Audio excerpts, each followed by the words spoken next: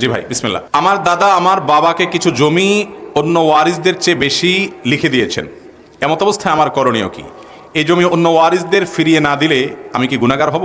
অনেক প্রয়োজনীয় একটি প্রশ্ন ভাই। আমাদের দেশে এটা ঘরে ঘরে হয়। বাপ তার কোনো একটা ছেলেকে বেশি পছন্দ করে তার একটু জমি জমা বেশি লিখে দেয়, কোনো একটা মেয়েকে বেশি লিখে দেয়, আর অন্যদেরকে সমান হারে বা যতটুকু দেওয়ার দেয়। তো এখন আপনার বাপকে আপনার দাদা যদি বেশি দিয়ে দেয় বা আপনাকে আপনার বাপ অনেক বেশি দিয়ে দেয়, আপনার দায়িত্ব হলো বাপকে বুঝানো যে বাবা, এটা অন্যায় এবং জুলুম এবং হারাম। সন্তান হিসেবে তোমার ঘরে যারা এসেছে দুনিয়াতে, তাদের সবাইকে আল্লাহ রাব্বুল আলামিন হিস্সা নির্ধারণ, সকল ছেলেকে সমান হারে দিতে হবে, সকল মেয়েকে সমান হারে দিতে হবে। কোনো মেয়েকে বেশি দিলা, কোনোটাকে কম দিলা, কোনো ছেলেকে বেশি দিলা, কোনোটাকে কম দিলা, এটা পরিষ্কার গুনাহের কথা, এটা জায়েজ। এক সাহাবী নবীজি সাল্লাল্লাহু আলাইহি ওয়াসাল্লামের কাছে এসে বলছেন, ইয়া রাসূলুল্লাহ, আমি আমার এক সন্তানকে অমুক অ্যাসেট সম্পদ দিয়েছি। নবীজি সাল্লাল্লাহু আলাইহি ওয়াসাল্লাম বললেন, তোমার তো আরো সন্তান আছে, তাদেরকেও কি সমান হারে দিছো? বলে না। নবী করিম সাল্লাল্লাহু আলাইহি ওয়াসাল্লাম বললেন যে যাও, ইত্তাকুল্লাহ, আল্লাহকে ভয় করো, ওয়াদিলু বাইনা আওলাদিকুম, এবং সন্তানদের মধ্যে সমতা বজায় রাখো। আমি ছোটবেলায় যে মাদ্রাসায় পড়েছি, আমার জীবনের প্রথম মাদ্রাসা, বুঝজ্ঞানও ছিল না, সেই মাদ্রাসার প্রতিষ্ঠাতার মেয়ে আমার অফিসে আসছে কিছুদিন আগে, সেই কত কত যুগ আগের কথা। উনি আসলেন, এসে তার দুঃখের কথা বললেন, আমার বাবা, আপনি তো সেখানে পড়ছেন, আপনি তো জানেন আমার বাবার কথা, উনি অবস্থাশালী মানুষ, এলাকা, আল্লাহ তাকে অনেক সম্পদ দিয়েছেন, তিনি আমার ভাইদেরকে এই দিয়ে, আমরা বোনদেরকে তিনি লামসাম কিছু দিয়ে বলে, দাবি রাখিস না, তোরা চলে যা, আর কথা বলিস না। মাদ্রাসার প্রতিষ্ঠাতা, শত শত আলেম সেখান থেকে তৈরি হয়েছে, অনেক নেককার হাজী সাহেব, নামাজি মানুষ, কিন্তু এই হারাম কাজটা করে যাচ্ছেন, খবরও ঘরে ঘরে বাংলাদেশে হারাম কাজটা হচ্ছে। যারা করছেন তারা জানেনও না, জুলুম করছেন। সন্তানদের মধ্যে সমতা রক্ষা করা আবশ্যক। এটা যদি রক্ষা না করেন, জুলুম যদি করেন, তাহলে তার জন্য আল্লাহর কাছে জবাবদিহি করা লাগবে। আপনার কোনো সন্তান আপনার একটু খেদমত বেশি করে, একটু আপনার সেবা যত্ন বেশি করে, সেজন্য মনের টানটা তার দিকে একটু বেশি থাকবে, এটা স্বাভাবিক, এটা প্রাকৃতিক, এটাতে দোষের কিছু নেই। কিন্তু তাই বলে সম্পদ তাকে আপনি বেশি দিবেন, অন্যজনকে দিবেন না বা কম দিবেন, এই সুযোগ নাই। এটা করবেন না, এটা করা যাবে না। সমান হারে দিতে, শরিয়া যেভাবে ঠিক করেছে সেই হারে দিতে হবে।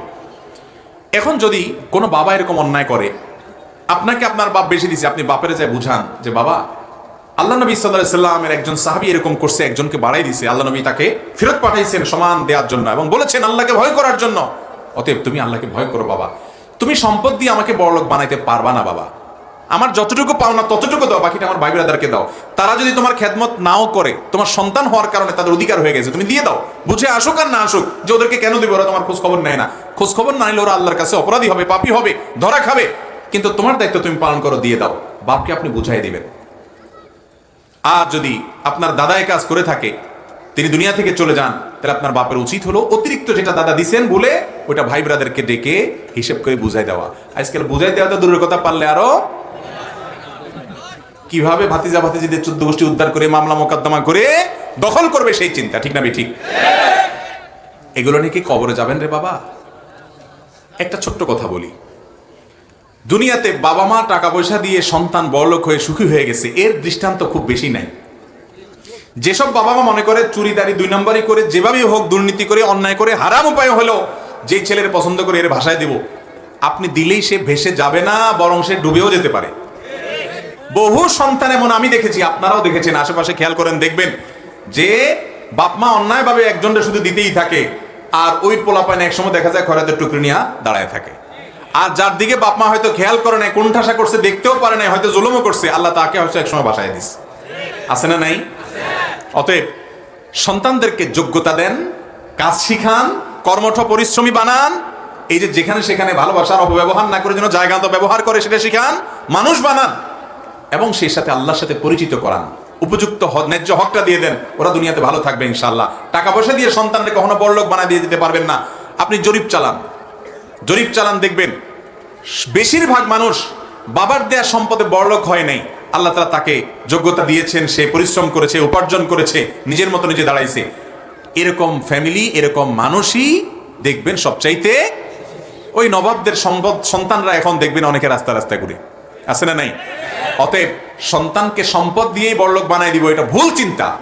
তাকে উপযুক্ত যতটুকু ততটুকু দেন, ভালোবাসাটা দেন, শিক্ষাটা দেন, বুদ্ধিগুলো দেন, পরিশ্রমী বানান, ঈমান দেন, নেক আমল দেন, আল্লাহর সাথে পরিচয় করান। এটা ওদেরকে দুনিয়াতেও ধনী করবে, আখিরাতেও ধনী করবে। অতএব ভাইরা আমার, বাবা যদি ভুলেও দেয়, সন্তান সেটা ঠিক করতে হবে, কারেকশন করতে হবে, যে না এটা আমার ভাই বোনদের হক।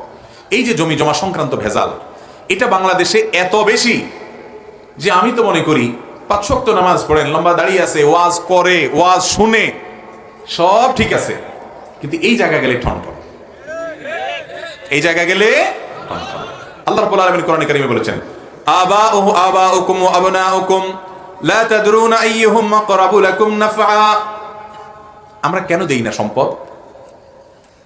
বাপ মনে করে যে মেয়ের দিলে পরের বাড়ি চলে যাবে, আমার লাভ কি, জামাইয়ের ঘরে চলে যাবে, এই জন্য মেয়েদেরকে যত কম দেয়া যায়, ছেলেদেরকে দিলে আমারই থাকবে, এই না চিন্তা। এরপর দেখা যায় ওই ঘরে এমন এক ডাইনি পুত্রবধূ আসে, ওই ডাইনি মহিলায় ওই বুড়ার ভাতের ব্যবস্থাও আর করতে। আবার দেখা যায় ওই যে মেয়ের দেয় নাই, ঠকাইছে, ওই মেয়ের ঘরে আল্লাহ তাআলা এমন জামাই, এমন নাতি নাতনি দিয়ে দেয় যে জামাই যেরকম শ্বশুরের জন্য পাগল, নাতি নাতনিরা নানার জন্য পাগল, তাদের জীবন যাবে, ওই বুড়ার জন্য তারা সবকিছু করতে রাজি আছে, অথচ এই বুড়াই তাদেরকে ঠেলাঠেলি করছে। আছে না নাই? আমার চোখের সামনে বহু ঘটনা এরকম আছে, আমি জানি ব্যক্তিগতভাবে। এই কথার কারণেই আল্লাহ তাআলা কোরআনে বলেছেন, পণ্ডিতি করতে যাবা না তোমরা, নিজেরা পণ্ডিতি করতে যাবা না। তোমার মৃত্যুর পর তোমার সম্পদে তোমার ছেলে কতটুকু পাবে, মেয়ে কতটুকু পাবে, তোমার স্ত্রী কতটুকু পাবে, স্বামী কতটুকু পাবে, ভাই বোন কতটুকু পাবে, বাপমা কতটুকু পাবে, সব আল্লাহ তাআলা পুঙ্খানুপুঙ্খ লিখে দিয়েছেন কোরআনে। আল্লাহ যা বলেছেন ফরিদাতুম মিনাল্লাহ, এটা আল্লাহর নির্ধারণ, আল্লাহর ফরজ, এটার পরিবর্তন করা যাবে না। তুমি নিজের থেকে বুদ্ধি করে, শেয়ানামি করে কম বেশি করিও না, কারণ লা তাদরুনা আইয়ুহুম আকরাবু লাকুম নাফআ। তুমি জানো না তোমার ছেলে মেয়ে কে তোমার বেশি উপকারে আসবে, তুমি জানো না। অতীব উপকারে আসুক না আসুক হিসাব দরকার নাই, আল্লাহ যেভাবে বলছেন সে হারে দিয়ে দিতে হবে ইনশাআল্লাহ। নিয়ত করবো না আমরা ইনশাআল্লাহ? আমাদের সন্তানদের মধ্যে কোনো বৈষম্য, জুলুম আমরা করব। এই দেশে জমির দলিল যদি আপনি খোঁজেন, একটা গবেষণা কোন এক জায়গায়, একটা গবেষণা দেখেছি, বা আমি কোন এক ভদ্রলোকের কাছ থেকে, খুব নির্ভরযোগ্য ভদ্রলোকের কাছ থেকে শুনেছি এক ভদ্রলোকের কাছ থেকে, যিনি গবেষক মানুষ, আল্লাহ ভালো জানেন পুরো তথ্য। তিনি বলেছেন, এবং তার কথার সত্যতা আমরা বাস্তবতা থেকে জানি, সেটা হলো বাংলাদেশে যত জমি জমা আছে, এই জমি জমার সম্ভব 1/3 বা 3/1 তার চাইতে আরো কম হলো মেয়েদের নামে, আর সব ছেলেদের নামে। ব্যাপার কি, কাহিনী কি? অথচ বাংলাদেশে পুরুষের তুলনায় মহিলা কি এত কম? বেশি হোক আর সমানও যদি হয়, তাহলে সেক্ষেত্রে 50টা দলিল যদি ছেলে পুরুষের নামে হয়, তো আর 50টা তো মহিলার নামে হওয়ার কথা, ঠিক না? কিন্তু মহিলাদেরকে আমরা ঠকাই, ফুসলায় ফাসলায় বাজামের বাড়ি পাঠাই দিই, বলি তোরা বিয়ে দিতে অনেক টাকা খরচ হয়েছে, তো এই জন্য তোরা মাইনা যা। বিয়ে দেয়া বাপের কর্তব্য, সেটা ওই সম্পদ থেকে কাটা যাবে। কোনো সন্তান অসুস্থ হয়েছে, তার জন্য চিকিৎসা খরচ বাপ করবে না? তো সেখান থেকে কি সম্পদ থেকে কাটা দিবে যে তোমার জন্য অনেক খরচ হয়েছে বাবা, এই জন্য তোমারে দিলাম না? এগুলো পাগলামো এবং নাজায়েজ কাজ। আল্লাহ আমাদেরকে বোঝার তৌফিক দান করুন। সম্পদ পাই পেয়ে করে হিসাব দিবেন। বুড়া বাবারা, মুরব্বীরা, চাচারা, আপনারা বেশিরভাগ মানুষ সুদ খান না, আপনারা বেশিরভাগ মানুষ ঘুষ খান না, কারণ সরকারি চাকরি করেন না, ঘুষ খাবেন কোত্থেকে? আপনারা বেশিরভাগ মানুষ ডাকাতি করেন না, চুরি করেন না, আর্থিক যে অপরাধগুলো আছে এগুলো আপনারা করেন না বাবারা। কিন্তু এই এক জায়গায় অপরাধ করছেন যে টেরও পাচ্ছেন না, এবং আমল নামে গুনাহ লেখা হচ্ছে, কিয়ামতের ময়দানে দাঁড়ায় যেতে হবে। এই জন্য আল্লাহকে ভয় করবো তো ইনশাআল্লাহ। এরপরে প্রশ্ন, আমার একমাত্র ছেলে মাস্টার্স শেষ করে চাকরির পরীক্ষা দেওয়ার জন্য চট্টগ্রামে যায়, পরীক্ষা শেষে হোটেলে যাওয়ার পথে বজ্রপাতে মারা যায়।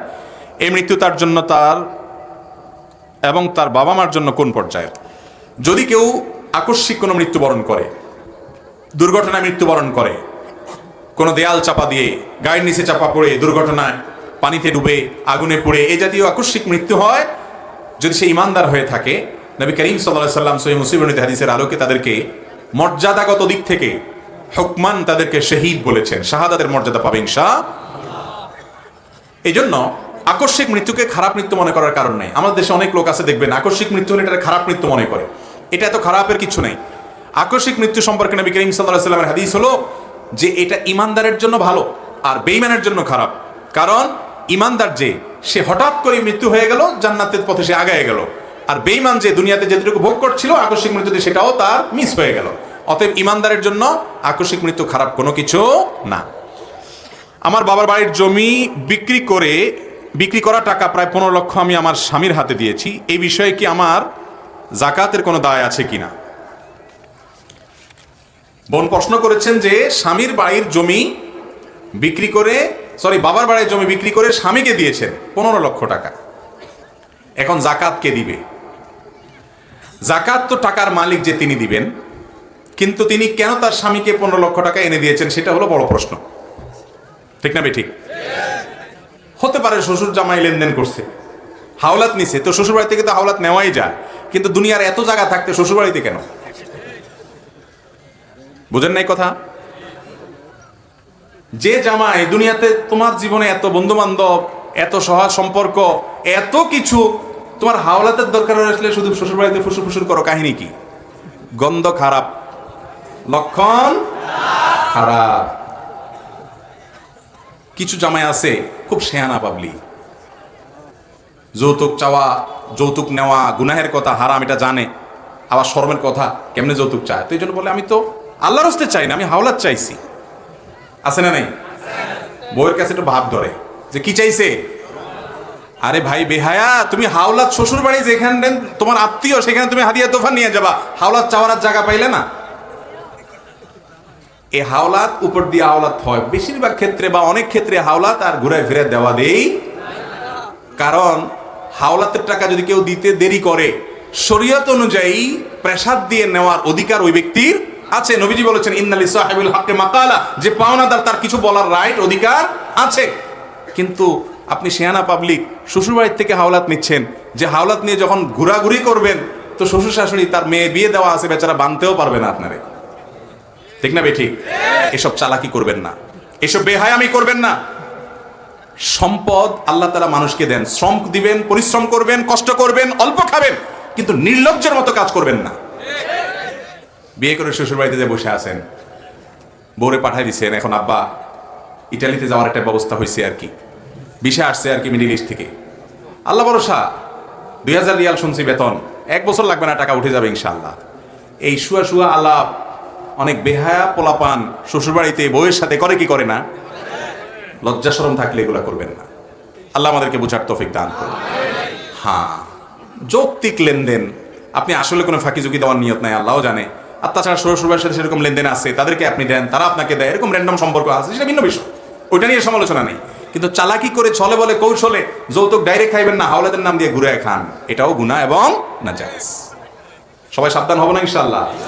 এই মুরব্বীরা এই গুনার সাথেও জড়িত, অনেক মুরব্বীরা ইয়া লম্বা দাড়ি, সেজদাতে দিতে কপালে দাগ পড়ে গেছে, সব ঠিক আছে, কিন্তু পোলার বিয়াতে মুরব্বী ফার্নিচার ছাড় দিতে রাজি না। বৌমা বাবার বাড়ির থেকে কি আনছে, ও বৌমা কি খবর, তোমার বাপ মা এখন আমাদের ওই পাশের বাড়ির বউ, তার বাবার বাড়িতে শুনছে এটা নিয়ে আসছে। আছে না নাই?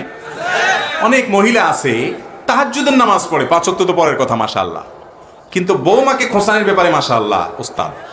আছে না নাই? এগুলো জায়েজ না, এগুলো গুনাহ, এগুলো গুনাহ। অতএব শ্বশুরবাড়ি থেকে এইভাবে ছলে বৌশলে, কলে কৌশলে, বা ছেলের বাপে আপনার মেয়ের বাপের বাড়ি থেকে এরকম ছলে বলে কলে কৌশলে কোনো কিছু আদায় করবো না। আল্লাহ আমাদেরকে হারাম এবং নাজায়েজ গুনাহ থেকে বেঁচে থাকার তৌফিক দান করুন, নাজায়েজ কাজ থেকে আল্লাহ বেঁচে থাকার তৌফিক দান করুন। তবে মূল প্রশ্নের উত্তর তো শুরুতে দিয়ে দিছি যে যদি আপনি আমাকে টাকা হাওলাত দেন, টাকা যেহেতু মালিকানা আপনার, অতএব জাকাত আপনাকেই দিয়ে যেতে হবে। সহিহ মুসলিমের সব হাদিস কি সহিহ?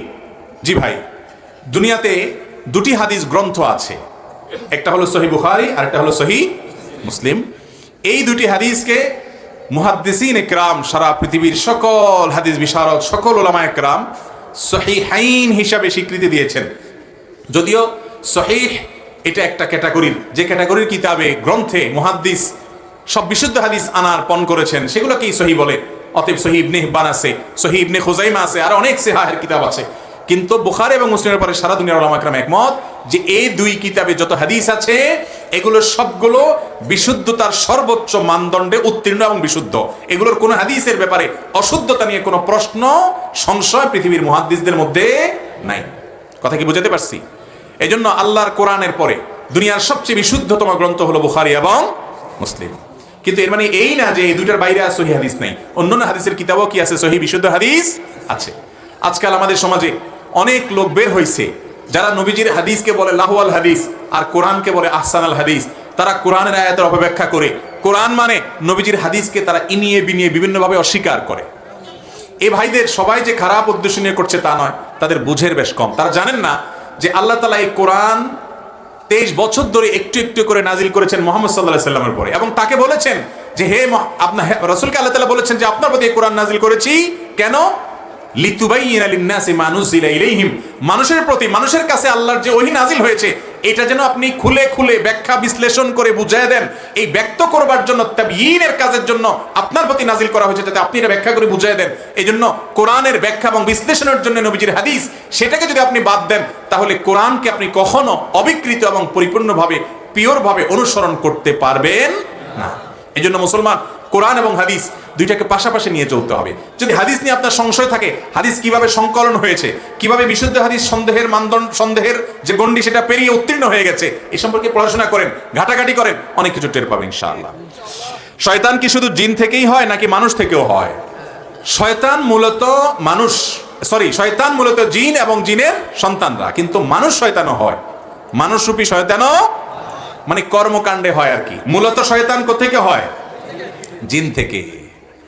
এবং কোরআনে কারীমে সূরা নাসের মধ্যে আছে না যে কুল আউযু বিরাব্বিন নাস মালিকিন নাস ইলাহিন নাস মিন শাররিল ওয়াসওয়াসিল, কুমন্ত্রণা দেয় যে ইবলিসের শয়তানে, ওর ক্ষতি থেকে আল্লাহ পানা চাই। আল্লাযী ইউওয়াসওয়িসু ফি সুদুরিন নাস, যে মানুষের মনের ভিতরে বাজে চিন্তা ঢুকায়, খারাপ পথে নেয়, ফুসলায় ফুসলায়। তারপরে কি? মিনাল জিন্নাতি ওয়ান নাস। সেই ইবলিসি কাজটা শুধু জিন শয়তানই করে না, মানুষ শয়তানও করে। এই জন্য মানুষরূপী শয়তান যারা ফুসলে ফুসলে আপনাকে কুকাম করাবে, খারাপ দিকে নিবে, এগুলো মানুষরূপী শয়তান হয়। কিন্তু এটা হলো শয়তান কর্মকাণ্ডে, মূল শয়তানটা মানুষ থেকে হয় না। কোত্থেকে হয়? ইসলামে কি কোনো যুদ্ধ বাকি আছে? অবশ্যই কিয়ামতের আগে বহু যুদ্ধ, লড়াই হবে। আল্লাহর জন্য যে লড়াই হবে, যেখানে আল্লাহ তাআলা সন্তুষ্টি থাকবে, কোরআন হাদিসের নির্দেশনা থাকবে, সেটাই আল্লাহর জন্য লড়াই হিসেবে বিবেচিত হবে। কিয়ামত পর্যন্ত এটা ভ্যালিড থাকবে, হতে পারে। আমি এসএসসি পরীক্ষা দিয়েছি কিছুদিন আগে। আমাদের যদি কিছু নসিহত করতেন, কোনো যুবক প্রশ্ন করেছেন যে এসএসসি পরীক্ষা দিয়েছেন, যারা এসএসসি দাখিল পরীক্ষা দিয়েছেন, এখন বোধহয় আলিম এবং আপনার এইচএসসি পরীক্ষা চলমান আছে। আমরা দোয়া করি আমাদের পরীক্ষার্থী ভাইদের পরীক্ষা যেন ভালো হয়, আল্লাহ সেই তৌফিক দান করেন। সেই সাথে আপনাদেরকে বলবো, পরীক্ষা দেওয়ার পরের যে সময়টা, অখণ্ড অবসর সময়, এই সময়টাকে খুব হিসেব নিকেশ করে ভালোভাবে কাটানোর চেষ্টা করবেন। বেশিরভাগ যুবকদের যৌবনের একটা গুরুত্বপূর্ণ সময় শয়তান হেয়ালিপনা করে কাটায় দেয়। বন্ধু বান্ধবের সাথে দুস্তি, আড্ডা, পাগলামো, ছাগলামো, মাতলামো। দেখবেন তরুণদের মধ্যে সৃষ্টিশীল কাজ করা তরুণের সংখ্যা কম। আলহামদুলিল্লাহ, মাহফিলের সুবাদে দেশের বিভিন্ন জায়গায় আমি গিয়ে দেখেছি অনেক যুবক তরুণরা আছেন যে তারা নিজেরা উদ্যোগী হয়ে তারা ব্লাড ডোনেশনের বিভিন্ন উদ্যোগ নিয়েছে। এই যে শীত আসছে, শীত বস্ত্র বিতরণের উদ্যোগ নেয়, তারা ভালো কিছু কাজ করে বন্ধুরা মিলে। এলাকায় কোনো এলাকার রাস্তা ভেঙে গেছে, কালভার্ট ভেঙে গেছে, তারা স্বেচ্ছাশ্রম দিয়ে সেটা ঠিক করে দেয়। এই যুবকগুলো হলো আল্লাহ তাআলার প্রিয় বান্দা। যদি ইমানদার হয়ে থাকে, এই আমলগুলো তাদেরকে ইনশাআল্লাহ জান্নাতি যুবক হিসাবে পরিণত করবে। অতএব এসএসসি দাখিল পরীক্ষা বা এইচএসসি আপনার আলিম পরীক্ষা শেষ হয়েছে, অবসর সময়ে বন্ধু বান্ধবদেরকে দিয়ে ভালো কিছু কাজ করেন। কোরআনে কারিমটা পুরো অর্থ সহকারে পড়া হয় নাই, একবার একটু পড়ার প্ল্যান করেন, টাইম করে প্রতিদিন 2-4 পৃষ্ঠা করে পড়ে শেষ করেন। কিছু হাদিসের, নির্বাচিত হাদিসের গ্রন্থ, এগুলো পড়ার চেষ্টা করেন। ওলামাদের মজলিসে যান, দিন সম্পর্কে জানার চেষ্টা করেন। বাবা মাকে সময় দিতে পারেন নাই পরীক্ষার সময়, বিভিন্ন সময়, এই সময় একটু মায়ের কাজ করে দেন, বাবার কাজ করে দেন, পাশে দাঁড়ান। এই যে মোবাইল ফোন, এটা আজকাল আমাদের যুবকদের এমন একটা জায়গা নিয়ে গেছে যে বাবা মার দিকে তাকায় কথা বলার সময় আজকাল আমাদের নাই। ঠিক না ঠিক? একবারের জায়গায় 10 বার ডাকার পরও হুঁশ নাই, ছেলে ডাইরেক্ট হয়ে গেছে। ছেলে ফেসবুকে কি হয়ে গেছে? ডাইরেক্ট হয়ে গেছে। এই ডাইরেক্টের রোগী, ডায়রিয়ার রোগী আমরা বেশিরভাগ যুবকরা না আজকাল। কিসের মার ডাক, কিসের বাপার ডাক, কিছু খবর নাই। আল্লাহ আমাদেরকে হেদায়েত দান করুন। এই জন্য অবসর সময় তাদেরকে সময় দিবেন। মসজিদের ইমাম যদি শিরিক করে অথবা তাবিজ ঝাড়ফুঁক দেয়, তার পিছনে নামাজ পড়া যাবে কিনা?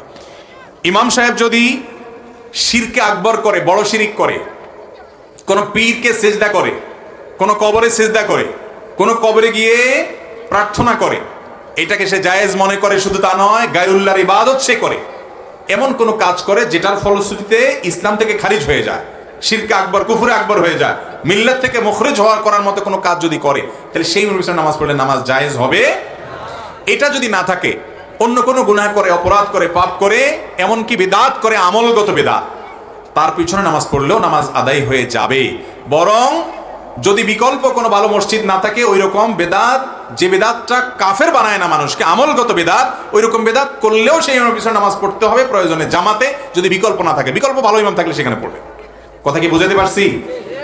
অতএব বেদাত করলেই আপনি তা ইমাম বাদ দিয়ে একা একা নামাজ পড়বেন, জামাত বাদ দিয়ে, এই সুযোগ নাই। জামাতে নামাজ পড়া বিশুদ্ধ মত অনুযায়ী ওয়াজিব। হাজ্জাজ ইবনে ইউসুফ অনেক বড় জালেম, অত্যাচারী ছিল, সাহাবীদেরকে হত্যা করতো, খুন করতো। আমাদের এলাকায়, আমাদের দেশে অনেক লোক আছে। গতকালকে সিলেটে মাহফিলে প্রশ্ন আসছে, বিভিন্ন জায়গায় দেখা যায় যে অনেক লোক নামাজ পড়তে মসজিদে যায় না। কেন? কয় না না, ইমাম সাহেব নামাজ পড়তে আমার ভক্তি হয় না। আরে বাপ রে বাপ, কি ফেরেশতা মানুষ! ইমাম সাহেব নামাজ পড়তে আমার কি হয় না? ভক্তি হয় না। আপনার ভক্তি দিয়ে কি করবেন? আপনার নামাজ আপনি পড়বেন, অবশ্যই আপনাকে জামাতের সাথে পড়তে হবে। ইমামের পেছনে লেগে তারে অপছন্দ করেন, এজন্য একা একা নামাজ পড়ছেন, এটা জায়েজ নাই। অবশ্যই জামাতে নামাজ পড়তে, এই ভুল করবেন না কোনোদিন, খবরদার। জামাতের সাথে নামাজ পড়তে হবে। ইমামের ভুলের জন্য সে আল্লাহর কাছে দায়ী থাকবে। হ্যাঁ, তার ভুলটা যদি বড় ভুল হয়, আকীদাগত বড় বিদআত থাকে, যেটা কাফের বানায় দেয় তাকে, তাহলে ভিন্ন কথা। কিন্তু আমলগত ত্রুটির অজুহাত দিয়ে ইমামের পিছনে নামাজ ছাড়া যাবে না। হাজ্জাজ ইবনে ইউসুফের কথা বলছিলাম, জালেম ছিল, সাহাবীদের খুনি ছিল, অথচ তার পিছনে সিনিয়র সব সাহাবীরা নামাজ পড়তেন। জামাত এত গুরুত্বপূর্ণ ইসলামে, মুসলমানদের ঐক্য এত গুরুত্বপূর্ণ, ঠুনকো অজুহাত দিয়ে আপনি আলাদা করে ফেলবেন, একা একা করবেন, দল থেকে বের হয়ে আসবেন, এটা ইসলামে জায়েজ নাই। খুব গুরুত্বপূর্ণ একটা বিষয়। আমাদের এলাকায় মহিলারা কবর জিয়ারতের উদ্দেশ্যে যায়, এ ব্যাপারে শরীয়ত হুকুম জানাবেন। মহিলারা কবরস্থানে কবর জিয়ারত করতে যাবেন কিনা, ফোকায়ে কেরামের দুইটা মত আছে। একটা মত হলো মহিলারা কবর জিয়ারত করতে যাবে না, কারণ হাদিসে বর্ণিত হয়েছে নবী আলাইহিস সালাম থেকে, লাআনাল্লাহু যাওয়ারাতিল কুবুর, যে মহিলারা কবরস্থানে যেতে থাকে, জিয়ারত করতে থাকে, আল্লাহর লানত বর্ষিত হয়। এই হাদিসটির আলোকে মুহাদ্দিস ফুকাহায়ে কেরামের একদল বলেন যে মহিলারা কবর জিয়ারত করতে যাবেন না। এখন আপনি যদি বলেন তারা কেন যাবে না, তাদের বাপ আছে, মা আছে, স্বামী আছে, তাদের কি আবেগ নাই? তো এর উত্তর হলো, প্রথম কথা হলো যে আল্লাহ তাআলা কোন কারণে, বা আল্লাহ রাসূল সাল্লাল্লাহু আলাইহি ওয়াসাল্লাম আল্লাহর নির্দেশের ভিত্তিতে কোন কারণে কোনটা আদেশ নিষেধ করেছেন, তার সব কিছু আপনি আমি বুঝে যাবো এমন নয়। অনেক হিকমত আছে যেটা আমাদের জানা নাই, আল্লাহ তাআলা ভালো জানেন। এর ভিতরে বাহ্যিক কিছু কারণ আছে, তারা অনেক বেশি আবেগপ্রবণ হয়ে থাকেন। কবরস্থানে গেলে নিজেদেরকে নিয়ন্ত্রণ হারিয়ে ফেলার সম্ভাবনা পুরুষদের তুলনায় একটু বেশি থাকে। দ্বিতীয়ত, কবরস্থান একটা পাবলিক, এমন পাবলিক প্লেস যে যেখানে যখন মানুষ মারা যায়, অনেক মানুষ, কারণ কবরস্থানে লাশের পিছনে যাওয়া সবের কাজ, অনেক মানুষ সেখানে যায়, সেখানে পর্দার খেলাফ, তাদের প্রাইভেসি নষ্ট ইত্যাদির কারণ আছে, আরো অনেক ব্যাপার থাকতে পারে আধ্যাত্মিক ভেতরগত, যেগুলো আমরা জানি না, কিন্তু হাদিসে নিষেধাজ্ঞা আছে। তবে অনেক ওলামা ইকরাম বলেছেন, এই হাদিসে যাওয়ারাতুল কুবুর বলা হয়েছে, অর্থাৎ যারা বেশি বেশি কবর জিয়ারত করে, মাঝে মধ্যে কেউ গেলে সেটা এই হাদিসের আলোকে নিষিদ্ধ হবে না। এই দ্বিতীয় মত ওলামাদের মতে মাঝে মধ্যে যাওয়া যেতে পারে, নিয়মিত বা ওখানে গিয়ে পড়ে থাকা, সীমালঙ্ঘন করা, বাড়াবাড়ি করা, অতিরিক্ত আবেগ দেখানো সেখানে, সেটা হাদিসে নিষেধ আছে। দুইটা মত ফুকাহায়ে কেরামের মধ্যে আছে। তবে পুরুষদের জন্য সর্বাবস্থায় কবর জিয়ারত করা নির্দেশিত। নবী সাল্লাল্লাহু আলাইহি ওয়াসাল্লামের হাদিস হলো, নাহাইতুকুম আন জিয়ারাতিল কুবুরি ফাজুরুহাল আন ফাইন্নাহা তুযাক্কিরুকুম আল আখিরা, তোমরা কবর জিয়ারত করবা, কারণ সেটা তোমাদের আখিরাতের কথা কি করাবে, স্মরণ করায়া দিবে। মহিলারা বাসাবাড়ি থেকে তাদের কবরবাসীর জন্য দোয়া করবেন, চোখের পানি ফেলবেন, দোয়া করবেন। দোয়ার জন্য কবরের পাশে যেয়ে করতে হবে, বা ওখানে করলে কবুল হবে, দূর থেকে হবে না, একটু দেরিতে হবে, এমন কোনো কথা নাই। অতএব তারা বাহির থেকে যেমন দোয়া করতে পারেন, এবং আপনার কবরস্থানের কাছাকাছি গিয়ে ওয়ালের বাহির থেকে, দূর থেকে তারা তাদের সালাম পেশ করার যেটা, সেটা তারা করতে পারেন। অর্থাৎ যেটা সরাসরি কবরস্থানে ঢোকা, ভেতরে যাওয়া এবং আপনার ভিড়ের ভিতরে প্রবেশ করা, এটার ব্যাপারে যেহেতু ফুকাহায়ে কেরামদের মতো পার্থক্য আছে এবং নিষিদ্ধ, এই মতটা শক্তিশালী, সেই জন্য এটা অ্যাভয়েড করা উত্তম এবং উচিত। মা বাবা কবরে পরিবারের সবাইকে নিয়ে হাত তুলে, মা বাবার কবরে পরিবারের সবাইকে নিয়ে হাত তুলে মোনাজাত করা জায়েজ আছে কিনা? কবরে পরিবারের সবাইকে নিয়ে, কবরে বা কবরবাসীকে কেন্দ্র করে আলাদা দলবদ্ধভাবে হাত তোলার প্রয়োজন নাই। কবরবাসীর জন্য আপনি দোয়া করেন, কেবলামুখী হাত তুলে, কোনো অসুবিধা নেই। কয়েকজন একসাথে আছেন, সবার হাত একসাথে উঠে গেছে, তাতেও সমস্যা নেই। কিন্তু যেটা আছে ট্র্যাডিশনাল দোয়া, যে একজন হুজুর দোয়া করবে, সাথে সবাই কবরস্থানে জিয়ারত করতে দলবদ্ধভাবে গিয়ে আমিন আমিন বলবেন। কবর জিয়ারতের জন্য এরকম কোনো একজনের নেতৃত্বেই করতে হবে এমন কোনো নির্দেশনা হাদিসে দেওয়া হয়নি। কবর জিয়ারত কিভাবে করবেন, দোয়া কিভাবে করবেন? নবী করিম সাল্লাল্লাহু আলাইহি ওয়াসাল্লাম যেটা করতেন, কবরে গিয়েছেন, সেখানে সালাম পেশ করতেন, সালামুন আলাইকুম দারা কওমিন মুমিনিন ওয়া ইন্না ইনশাআল্লাহু বিকুম লাহিকুন। সেখানে বিভিন্ন ভাষা আছে, বিভিন্ন রকমের আপনার ভাষ্য আছে, যে কোনো দোয়া পেশ করেন, সালাম দিয়ে দিলেন, এটাই দোয়া। এর বাইরেও দোয়া করতে চাচ্ছেন, কিবলামুখী আল্লাহর কাছে দোয়া করেন, কোনো অসুবিধা নেই। এরপর প্রশ্ন হলো, বাংলাদেশের অধিকাংশ জায়গায় পারিবারিক ক্ষমতা দাপট ও টাকার গরমে প্রতিবেশী সীমানা অতিক্রম করে জোরপূর্বক সীমানা 1-2 ফিট জায়গা বেশি দখল করে। অনেক এলাকায় দেখা যায় কেউ কেউ আবার মানুষের চলাচলের রাস্তাও বন্ধ করে দেয়। তাদের জন্য কোরআন হাদিস কি বলে? খুব দরকারি একটা প্রশ্ন ভাই। আমাদের দেশে ওই যে বললাম, বেশিরভাগ মোটা দাগের হারাম কাজগুলো আমরা বেশিরভাগ মানুষ করি না। সুদ খাই না, ঘুষ খাই না, 2 নাম্বারই করি না। এই কিছু আকাম আছে যেগুলো শয়তান আমাদেরকে বুঝতেও দেয় না যে আকাম। সে আকাম অনেক লোক আছে জমিতে যত কোপ সে জমিতে দেয় তার চেয়ে বেশি কোপ আইলের উপরে দেয়। আছে না কিছু মানুষ? আরে বাবা, কোদাল নিয়ে জমিতে গেছেন, কোপ দিবেন জমিতে, কোপ দেয় কোথায়? আইলটারে কাটতে কাটতে কাটতে কাটতে শেষ। 2 ইঞ্চি ঢুকায়, 1/2 ইঞ্চি ঢুকায়, 3 ইঞ্চি ঢুকায়, কাটতে কাটতে শেষ, ঠেতে লেতে শেষ। আছে না এরকম রোগের রুগী? এই জমি কি কবরে নিয়ে যাবেন? এইটুক জমি যে চুরি করলেন, ডাকাতি করলেন, এই ডাকাতি হওয়া জমিতে কদ্দুর ফসল হবে? এটা দিয়ে বড়লোক হয়ে যাবেন? এগুলো হলো সব মানসিক দৈন্যতা। এগুলো আমাদের সবগুলো ছোট লোকের মানসিকতা। এগুলো দিয়ে দুনিয়াতে কোনো মানুষ বড়লোক হয় নাই, হবেও না। এগুলো যারা করে ওইগুলোর কারণে আরো ছোট লোক থাকে। এই জন্য কারোর জমির 1 ইঞ্চি আমার জমিতে আসার দরকার। আল্লাহ যদি আমাকে বরকত দেন, আমার জমিতে যে ফসল হবে ওইটাতেই বরকত হবে। আরেকজনের আইল ঠেলে জমি কেটে তার সীমানা ঠেলে কোনোদিন আমার বরকত হবে না। অতএব অন্যের জমিন যারা মারেন, নবী করিম সাল্লাল্লাহু আলাইহি ওয়াসাল্লাম বলেছেন, যে ব্যক্তি কারোর 1 বিঘত জমি আত্মসাৎ করবে, আল্লাহ রাব্বুল আলামিনের শাস্তি স্বরূপ 7 তবক জমিনকে তার গলায় ঝুলিয়ে দিবেন এবং শাস্তি পেতে থাকবে সে। কত খাবি খা। আল্লাহ তাআলা আমাদেরকে আল্লাহর ভয়ে বাঁচার তৌফিক দান করুন। শহর এলাকায় ভিন্ন ধরনের তামাশা চলে। গ্রামে তো হলো আইল কাটে, শহরে কি হয়? শহরে ধরেন কথার কথা আপনার বাড়ি রাস্তার পাশে, তো রাস্তার যে জায়গা আছে ওখান থেকে কিভাবে একটু 1 বিঘত নেওয়া যায়, এই কুবুদ্ধি আছে না নাই? গাড়িটা উঠানোর জন্য স্লোপ করলেন, 2 হাত 3 হাত রাস্তা নিয়ে নিলেন। বাড়িতে তো করে মসজিদের জন্য এরকম আকাম করে মানুষ, আছে না নাই? মনে করে মসজিদের জন্য চুরি করলে মনে হয় আল্লাহ তাআলা কিছু বলবে না, আল্লাহর ঘরের জন্যই তো করছে। অনেক মসজিদ কমিটির লোকজন আছেন ঢাকা শহরে বিভিন্ন জায়গায়, ছোট ছোট চিপাগুলি, রাস্তার পাশে মসজিদের সিঁড়ি রাস্তার 3 হাত নিয়ে নিস। কমিটির যে লোকগুলা এই কাজ করতেছেন সবগুলো আল্লাহর কাছে জবাবদিহি করতে হবে এটার জন্য। ইমাম সাহেব, খতিব সাহেব যদি কিছু না বলেন, আপনাদেরও জবাবদিহি করা লাগবে। কারণ আল্লাহর ঘরের জন্য চুরি করলে মায়ের আরো 2টা বেশি খাওয়ার ভয় আছে। আল্লাহ বলবে, চুরি তোর দরকার আছে তুই কর, তুই আমার ঘরে চুরির আসামি কাঠ করে দাঁড় করাইলি কেন? আরেকজনের জায়গা নিয়ে মসজিদ কেন করলি? অনেক মসজিদ মাদ্রাসা আছে যে পাশের জমি ঠেলাঠেলির তালে থাকে, আছে না নাই? যারা মসজিদ মাদ্রাসার দায়িত্বে আছেন আল্লাহকে ভয় করবেন। আল্লাহর ঘরকে আসামির কাঠ গড়া দাঁড় করাবেন না। মসজিদের সিঁড়ির রাস্তা নিয়ে দিয়ে দিছে, বলে যে মানুষের জন্যই তো। ওই রাস্তা তো পথচারীদের চলাচলের জন্য, মসজিদের জন্য না। আপনি জমি আত্মসাৎ করলেন আল্লাহর ঘরের নাম দিয়ে, এটা করা যাবে না। সিঁড়ির জায়গা রেখেই মসজিদ করবেন। সিঁড়ি করে আরেকজনের জায়গায়, স্লোপ করে আরেকজনের জায়গায়। লোভে আমরা ধ্বংস হয়ে গেছি। চুরি করতে করতে ওই মসজিদ কমিটির দায়িত্ব আসার পরেও মসজিদের হইয়া চুরি করি, মনে করি যে সওয়াব হবে। আল্লাহ আমাদেরকে হেদায়েত দান করুন। হজ কি আমরা হজ আদায় করলে কি ফরজ হজ আদায়, উমরা হজ আদায় করলে কি ফরজ হজ আদায়ের সওয়াব হবে কিনা? ভাই, উমরাকে কোন সালাফ ছোট হজ বলেছেন, কিন্তু এটা হজ না। মূল হজ এটা একমাত্র যার সামর্থ্য আসে তার উপরে জীবনে একবার ফরজ হয়। অতএব উমরা যদি কেউ 10 বার 20 বারও করে, ফরজ হজ আদায়ের যে দায়িত্ব সেটা থেকে মুক্ত হবে। অনেক লোক সৌদি আরবে প্রবাসে আছেন বা মিডল ইস্টে আছেন, বারবার উমরার সুযোগ হয়েছে, মাশাআল্লাহ 2-500 রিয়াল দিলে উমরা করা যায়। তো তারা মনে করে যে উমরা তো অনেকগুলোই করছি, তাহলে বোধ হয় হজের কাজ হয়ে গেছে। এটা হবে না। হজের জন্য আলাদা অবশ্যই আপনাকে চেষ্টা করতে হবে। পেশাব করা পরে ডান হাতে পানি বা কুলুপ নেওয়া যাবে কিনা? পেশাব করার পরে ডান হাতে পানি বা কুলুপ নিয়ে লজ্জাস্থান পরিষ্কার করবেন না। নবী করিম সাল্লাল্লাহু আলাইহি সাল্লাম প্রত্যেক ভালো কাজে ডানকে আর তুলনামূলক মন্দ কাজে বামকে প্রাধান্য দিতে বলেছেন। ইন্নাল্লাহা ইউহিব্বুত তায়াম্মুনা ফি কুল্লি শাই, সব ভালো কাজে আল্লাহ তাআলা ডানকে পছন্দ করেন, কিন্তু তুলনামূলক মন্দ কাজে বামকে। এমনকি ইস্তিনজার ব্যাপারে, টয়লেটের পর পরিচ্ছন্নতার ব্যাপারে নবী করিম সাল্লাল্লাহু আলাইহি ওয়াসাল্লাম পরিষ্কার হাদিস আছে, সেটা বাম হাত দিয়ে করার চেষ্টা করতে হবে, ডান হাত দিয়ে নয়। কোনো কারণে ডান হাতের সহযোগিতা নিতে হয়েছে, সেটা ভিন্ন বিষয়। এরপর প্রশ্ন হলো, আমি বুকের উপরে হাত বাঁধি আর রফে দেন করি দেখে আমাকে মসজিদ থেকে বের করে দিয়েছে। এখন নামাজের কথা মনে পড়লে চোখ দিয়ে পানি আসে। আহা, কোথায় আমরা চলে গেছি আজ। কোন যুবক যদি রফে আদান করেন, আমিন জোরে বলেন, তিনি যদি এই জাতীয় হাদিস যেগুলো আছে সেগুলোর উপর আমল করেন, সেটা যদি আপনার ডিস্টার্ব হয়, যে আপনি জোরে আমিন শুনতে অভ্যস্ত না, আপনার এখানে কেউ পড়ে না, হঠাৎ একজন বলছে, আপনার টেনশন ওই দিক গেছে, বা আপনি বিরক্ত বোধ করছেন কোনো কারণে, হাদিসে আছে এগুলো, সেগুলোর উপরে মুস্তাহিদদের ফোকাদের গবেষণা এটার উপরে ভিত্তি করে আমল করেছে আল্লাহর বান্দা। যুবক মানুষ, যেখানে যুবকরা মসজিদ দিকে আসে না, এই যুবক আসছে, তাকে এটার কারণে ভৎসনা করা বা মসজিদে আসতে নিষেধ করা, এরকম যদি কোথাও ঘটে, এরকম অহরহ ঘটে আমার মনে হয় না, যদি দু চারটা ঘটনা ঘটে সেটা খুবই দুঃখজনক। যারা এই কাজগুলো করবেন তারা অন্যায়কারী হিসেবে আল্লাহর কাছে বিবেচিত হবে।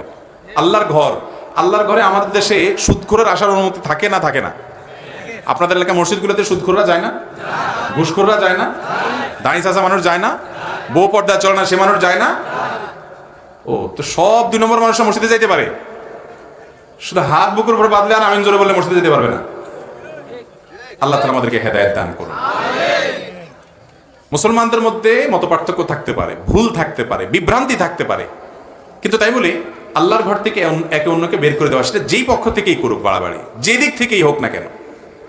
হানাফি হয়েছে দেখে সালাফি বাড়াবাড়ি করছে, সালাফি হয়েছে দেখে হানাফি বাড়াবাড়ি করছে, যে পক্ষে, যে খুব বেশিরভাগ মানুষের দেশে হানাফি, অতএব বিপরীত মতের মানুষের উপরে বেশিরভাগ মানুষ হয়ে কম মানুষ হয়েছে দেখে, বিশেষ করে যে যুবকের যে লেখা, এটা তো হৃদয়ে দাগ কাটার মতো কথা, যে হুজুর নামাজের কথা মনে উঠলে এখন চোখের পানি আসে। কত বড় কথা! আল্লাহ তাআলা আমাদেরকে সহনশীল হওয়ার তৌফিক দান করুন। ভাই, মসজিদে নববীতে নবী করিম সাল্লাল্লাহু আলাইহি ওয়াসাল্লামের ওয়াফাতের পর সাহাবীদের মধ্যে বিভিন্ন আমল নিয়ে বৈচিত্র্য ছিল, ভিন্নতা ছিল। বিভিন্ন ভুরি ভুরি হাদিস দেখবেন যে এক হাদিস, একটা আমল আব্দুল্লাহ ইবনে আব্বাস রাদিয়াল্লাহু আনহু করতেন, আরেকটা আমল দেখা গেল আরেক সাহাবী করতেন। আব্দুল্লাহ ইবনে মাসউদ রাদিয়াল্লাহু আনহু বিতির উপর একটা কথা বলতেন, মুআবিয়া রাদিয়াল্লাহু আনহু আরেকটা কথা বলতেন। একই মসজিদে দুইজন দুই পদ্ধতিতে আমল করছেন, কোনোদিন গন্ডগোল হয় না তাদের মধ্যে। কিন্তু আমাদের আজ, আমরা কোনো কিছু সহ্য করতে রাজি না। আমরা যত ইসলাম বিরোধীতে আছে সব সহ্য করতে রাজি আছি, কিন্তু আমার ভাই, আমার কালিমা কো, সেও নামাজি ভাই, মত ভিন্নতা আছে, তাকে আমরা সহ্য করতে বেশিরভাগ ক্ষেত্রে রাজি না। এটা তো একটা শুধু বিচ্ছিন্ন মাসআলা, অন্য সব ক্ষেত্রে একই অবস্থা। অনেক এলাকায় প্রশ্ন করে, ভাই আমি একজন আহলে হাদিস, হানাফি পরিবারে ছেলে মেয়ে বিয়ে দিতে পারবো কিনা জিজ্ঞেস করে। একই কথা বিপরীত দিক থেকেও আসে। তো আমার প্রশ্ন হলো, সুদখোর, ঘুষখোর, 2 নম্বর, তাদের ফ্যামিলিতে মেয়ে বিয়ে দিতে পারেন কিনা? এই প্রশ্ন তো করেন না। হাদিসের উপর আমল করতেছে, ইজতিহাদি মাসআলা, মতপার্থক্য আছে বাবা, তো এইটার জন্য বিয়ে দিতে পারবেন কিনা সেটা নিয়ে গন্ডগোল। কারণ বিয়ে দিলে তো চুলাচুলি শুরু হওয়ার ভয় আছে। আল্লাহ তাআলা আমাদেরকে ধৈর্যশীল হওয়ার তৌফিক দান করুন। কোনো মানুষ যদি লোক দেখানো নামাজ বা ওয়াজ মাহফিল করে, সেটা শিরক হবে কিনা? অবশ্যই শিরক হবে ভাই। ওয়াজ মাহফিলের বক্তা এবং আলোচক, এই 2 গ্রুপের মানুষ ওয়াজ মাহফিলকে কেন্দ্র করে তারা আলা খাতারিন আযীম, রিস্কের উপর আছে, ভয়ঙ্কর একটা জায়গায় আছে। শ্রোতাদের ব্যাপারটা অনেকখানি ভিন্ন। মাশাআল্লাহ, আপনাদের নিয়ে টেনশন হয় না। আল্লাহ যদি ওয়াজ মাহফিলের বক্তাদেরকে আর আয়োজকদেরকে মাফ করেন অন্তত আপনাদের উসিলায়, তো সেটা অবাক হওয়ার বিষয় থাকবে না। কারণ যারা ওয়াজ শুনতে আসে, বেশিরভাগ ক্ষেত্রে তাদের উদ্দেশ্যের ভিতরে ভেজাল থাকে না। বক্তার ভেজাল থাকতে পারে, টাকার ধান্দা থাকতে পারে, বক্তার ভেজাল থাকতে পারে, নাম খ্যাতির ধান্দা থাকতে পারে, আয়োজকদের ধান্দা থাকতে পারে যে অমুক হুজুর আনছে, ইয়া বড় মাহফিল করছে, কিছু একটা ঘটায় ফেলছে, নেতাগিরি করছে। এজন্য আয়োজক, আলোচক মাহফিলের, তাদেরটা নিয়ে টেনশন হয়। কিন্তু আমার সব সময় মনে হয় যে শ্রোতার যারা থাকেন তাদের বেশিরভাগ মানুষ মুখলেস, নিষ্ঠাবান, আল্লাহর জন্য আসছেন। আল্লাহ তাআলা আমাদের সবাইকে মুখলেসদের কাতারে শামিল হওয়ার তৌফিক দান করুন।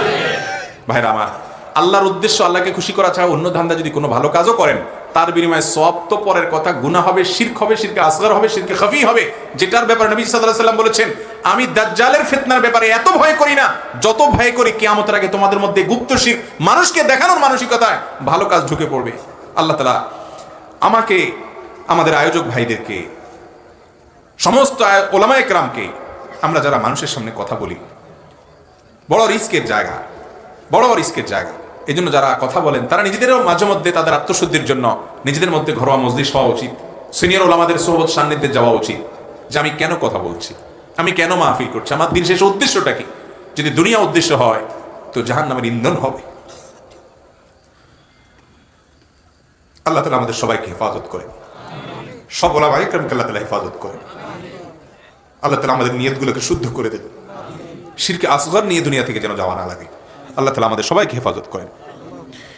এরপরের প্রশ্ন, আমরা অনেক সময় মসজিদ বা মাদ্রাসা মাহফিলের জন্য রাস্তার পাশে মাইক বসিয়ে যাত্রীদের কাছ থেকে টাকা কালেকশন করি। প্রশ্ন হচ্ছে, এভাবে গায়ের গতিরোধ করে যাত্রীদের কাছ থেকে দান নেওয়া জায়েজ আছে কিনা? দরকারি প্রশ্ন।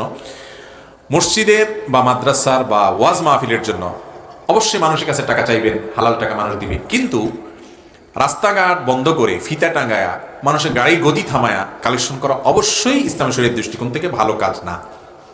কারণ এটাতে ওই পথচারী যে তার ডিস্টার্ব হবে, হয়তো সে খুব জরুরি কোনো কাজে যাচ্ছে, তার ক্ষতি হচ্ছে এই টাইমে গতিরোধ করলে, আপনি সেই ক্ষতিটা করলেন। দান করার জন্য কাউকে জোরপূর্বক থামানো, বাধ্য করা, এই রাইট, এই অধিকার ইসলাম আমাদেরকে দেয় না। আমরা অনুরোধ করতে পারি, কিন্তু তার ক্ষতি করে ডিস্টার্ব করে অনুরোধ করার সুযোগ নাই। লা ইয়াহিল্লু মাল ইমরিন মুসলিমিন ইল্লা বিতিবি নাফসি, কোন মুসলমানের মাল সম্পদ তার মনের সন্তুষ্টি ছাড়া, দিল থেকে না দিলে সেটা আমাদের জন্য জায়েজ হবে। আপনি মসজিদের জন্য নেন, মালসানা সুন্দরভাবে নিতে হবে। মানুষকে অসম্মান করে অনেক সময় দেখা যায় অনেক মসজিদে মাহফিলে নাম ধরে এ ভাই আপনি কত দিবেন বলেন, বাধ্য করে, বেচারা শর্মে পড়ে দেয়, জায়েজ নেই। লজ্জা ফেলে এভাবে টাকা নেওয়া জায়েজ নাই। এই জন্য ভাইরা, ওয়াজ মাহফিলে লাইট কিছু কম দেন, খুব টাকা দিয়া বক্তা আনতে পারেন না, একটু কম দামা বক্তা আনেন, তাও ভালো। কিন্তু এইভাবে হালাল হারাম বাস বিচার করা ছাড়া গণহারে রাস্তাঘাট বন্ধ করে কালেকশন এটা করেন আল্লাহর হস্তে, আল্লাহর দিনকে অপমান করিয়েন না। এরপর প্রশ্ন হলো, আমরা অনেক সময় মসজিদ মাদ্রাসা, এটা উত্তর গেল। এরপরেটা হলো, মৃত ব্যক্তির পাশে বসে কোরআন তেলাওয়াত করা যাবে কিনা? মৃত ব্যক্তির পাশে বসে কোরআন তেলাওয়াত কেন করবেন? কোরআন কি জীবিত মানুষের জন্য না মৃত মানুষের জন্য? তাহলে মৃত মানুষের পাশে কোরআন পড়লে কি লাভ হবে? কোরআন যে তেলাওয়াত করবে সে সওয়াব পাবে, যে শুনবে সেও সওয়াব পাবে, যে আমল করবে সেও সওয়াব পাবে। এখন মৃত ব্যক্তি না কোরআন পড়তে পারে, না শুনতে পারে, আর না সে আমল করতে পারে। মৃত ব্যক্তিকে আমরা যা বলবো তিনি সব অটোমেটিক শুনে যাবেন, এরকম কোনো সিস্টেম নাই। ওমা আনতা বিমুসমিআন মান ফিল কুবুর। অতএব মৃত ব্যক্তির লাশের চারপাশে ঘিরে কোরআন তেলাওয়াত করতে হবে, এরকম একটা রসম রেওয়াজ আমাদের দেশে প্রচলিত আছে। এটা কোরআন এবং হাদিস দ্বারা প্রমাণিত। কোরআন যখন এই লোকটাকে শোনানো দরকার ছিল, তখন এলাকার আলেমরা কোথায় ছিলেন? তখন তার জীবদ্দশায় সে কানে কাছে কোরআন বলে যাওয়া দরকার ছিল। হয়তো অনেকে বলেছিল, কিন্তু মরে গেছে, শেষ। মান মাতা ফাকাদ কামাত কিয়ামাতুহু, তার এখন হিসাব শুরু হয়ে গেছে।